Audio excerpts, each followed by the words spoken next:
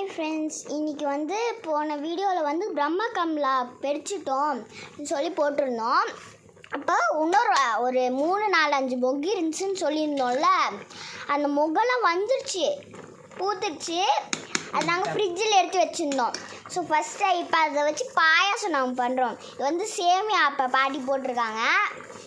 அது நல்லா பொடி பொடியாக நறுக்கிட்டு ஃபஸ்ட்டு இது நெய் போட்டு முந்திரி போட்டு நல்லா வதக்கிட்டு அது ரொம்ப அந்த பிரம்ம கமலாவை குட்டி குட்டீஸாக நறுக்கிட்டு அதுக்கப்புறமா அதில் போட்டுடுறாங்க. அப்புறம் என்னம்மா பண்ணீங்க?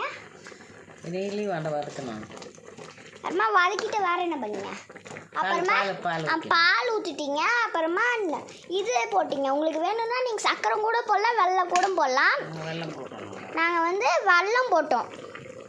கொஞ்சம் கலர் சேஞ்சாக தெரியுது, இல்லைன்னா ஒயிட் கலரில் உங்களுக்கு இருக்கும். நாங்கள் வந்து இது போட்டதுனால உங்களுக்கு இந்த கலரில் தெரியுது. சக்கரை போட்டிங்கன்னா உங்களுக்கு இந்த மாதிரி தெரியும். அப்புறமா நம்ம போட்டோம் வெள்ளை கலர். அப்புறமா தேங்காய் போட்டோம். பால் ஊற்றணும், தேங்காய் போட்டோம், ஏலக்காய். இங்கே பாருங்க. அப்புறமா வெள்ளம் போட்டதுக்கப்புறம் ஏலக்காய் போட்டோம். அதுக்கப்புறமா இப்போ தேங்காய் போட்டிருக்கோம் பாருங்க, தெரியுதா? இது பிரம்ம கமலா பாயசம். இதுக்கு பேர் தான் பிரம்ம கமலா பாயாசமா.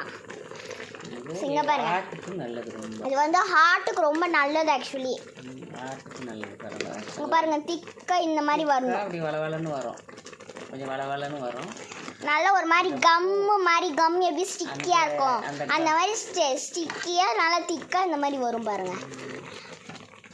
இது வெல்லமும் சக்கரமும் போட்டதுக்கு அப்புறமா நீங்கள் பாருங்க ஆயிடுச்சு, அவ்வளோதானா? சரி, அப்புறமா நீங்கள் வெள்ளையும் இதுவும் போட்டதுக்கப்புறம் அது ஒரு மாதிரி திக் கன்சிஸ்டன்சிக்கு வரும். அது வரைக்கும் நீங்கள் பிளேட்டை வச்சு மூடிடுங்க. மூடிட்டு ஒரு திக் கன்சிஸ்டன்சிக்கு வந்ததுக்கப்புறமா நீங்கள் எடுத்து என்னென்ன போடணும் சொன்னதெல்லாம் போடுங்க.